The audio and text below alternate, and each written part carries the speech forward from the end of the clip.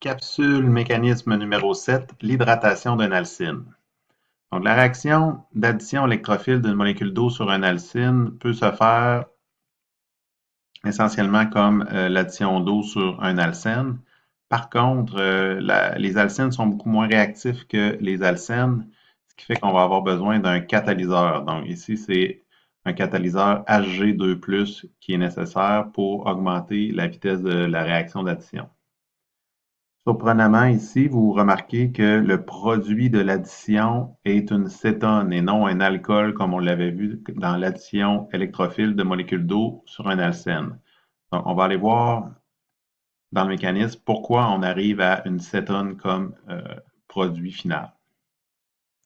Donc, pour commencer la réaction, on doit d'abord rendre l'eau plus réactive. L'eau n'est pas, les H de l'eau ne sont pas particulièrement électrophiles, mais en présence d'un acide, on va les retrouver sous forme de H3O+, ce qui fait que lorsque l'alcyne est en contact avec les ions H3O+, on va se retrouver avec une possibilité d'attaque des électrons pi sur le H acide qui réagit comme l'électrophile de la réaction. Et ce même H-là va libérer les électrons qui vont être acceptés par l'oxygène O+, de l'ion H3O+. On se retrouve donc avec comme premier résultat, comme premier intermédiaire, un alcène avec un carbocation. Donc, encore là, ici, l'hydrogène va s'additionner là où il y a le plus d'hydrogène sur la liaison multiple, donc selon la loi de Markovnikov.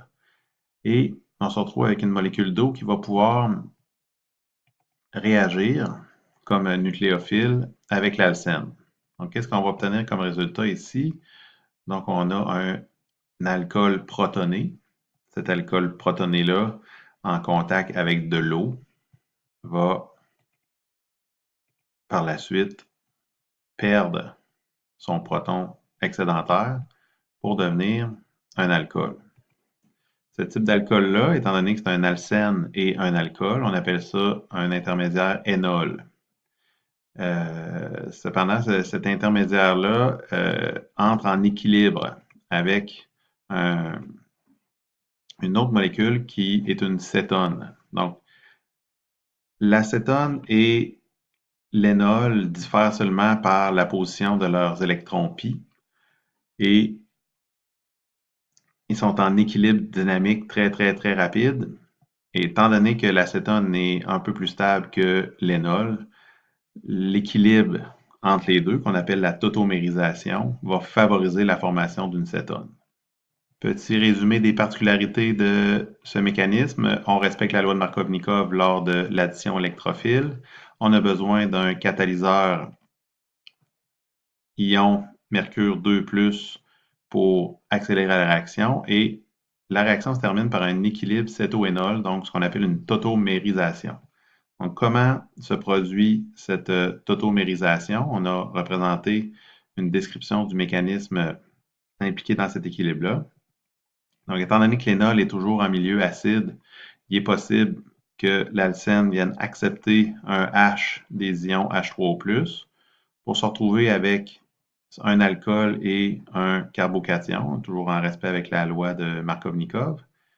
Et étant donné que ce carbocation-là est juste à côté d'un doublet électronique, ben, il va se produire une résonance entre les ions, excusez-moi, les doublets qui vont venir faire une nouvelle liaison avec le carbocation. Donc, cette résonance-là stabilise d'une certaine façon l'ion. Et comme l'ion ici est plus stable que le carbocation, lorsque l'eau va venir réagir avec le H delta plus qui est ici, on va se retrouver avec une cétone. Voilà pour cette réaction.